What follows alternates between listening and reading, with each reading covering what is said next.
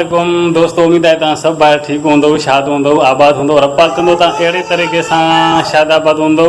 हिनमहिल राति जा थी रहिया आहिनि 9:30। मां बंदि कयो आहे पंहिंजो शॉप। इन दौरान मुंहिंजा नंढड़ा बिल्कुलु मुंहिंजे इंतज़ार में हुया त बाबा ईंदो, असांखे टाइम ॾींदो, पर मुंहिंजो नंढो आहे मीर मुर्तज़ा जेको हिनमहिल पियो आहे बिल्कुलु निंड। नंढा ॿार हूंदा आहिनि, इंतज़ारु हूंदो अथनि त बाबो ईंदो त उन सां गॾिजी असां रांदि रूंद कंदासीं। पर दोस्तो, मां हिकु शॉपकीपर आहियां, सॼो ॾींहुं त मूं वटि हूंदा आहिनि, पर शाम जो मां दर करे छॾींदो आहियां बंदि। उनजी मेन वजह इहा आहे त हे कंदा आहिनि तमामु घणो तंग।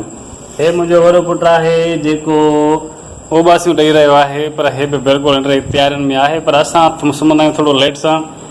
ॿियो मुंहिंजो पुटु आहे अमजद अली जेको हे खिट करे रहियो आहे, हिनखे बि मां निंड कराईंदुमि, पर उन खां बाद में थोरा 2-4 कम हूंदा आहिनि, उहे मां सिधा कयां।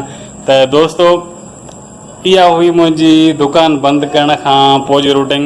ऐं हिनमहिल असां मानी भाॼी जी बि तयारी कंदासीं, ऐं मानी असां खाईंदा आहियूं थोरो लेट सां। छा कयूं, मजबूरी आहे। उनजी मेन वजह इहा आहे त मां ईंदुमि, ॿारनि खे टाइम ॾींदो आहियां, उन खां पोइ असां मानी भाॼी जी तयारी कंदा आहियूं। मानी भाॼी बि इंशा ताला हिनमहिल तयारु कंदासीं, अधु कलाक में तयारु थी वेंदी। दोस्तो, असांजो इहो अॼु नंढड़ो मुख़्तसिर वीडियो हुयो। उमेदु आहे तव्हां सभिनी भाइरनि खे मुंहिंजी राति जी जेका रूटीन आहे उहा तमामु घणी पसंदि पई वेंदी। जेके नवां दोस्त आहिनि उन्हनि खे बि असांजी हिकु रिक्वेस्ट आहे त मुंहिंजे चैनल खे अगरि तव्हांखे वीडियो सुठो लॻे त जेके असांजा नवां दोस्त आहिनि उन्हनि खे बि रिक्वेस्ट आहे त अगरि तव्हांखे असांजो हीउ व्लॉग, नंढड़ो व्लॉग सुठो लॻे थो त असांजे चैनल खे तव्हां लाइक सब्सक्राइब लाज़मी कजो। ऐं मिलंदासीं सुभाणे कंहिं तमामु बहितरीनु मौज़ू सां गॾु। तेसिताईं रखिजो पंहिंजो तमामु घणो ख़्यालु। टेक केयर एंड अल्लाह हाफ़िज़ एंड गुड नाइट।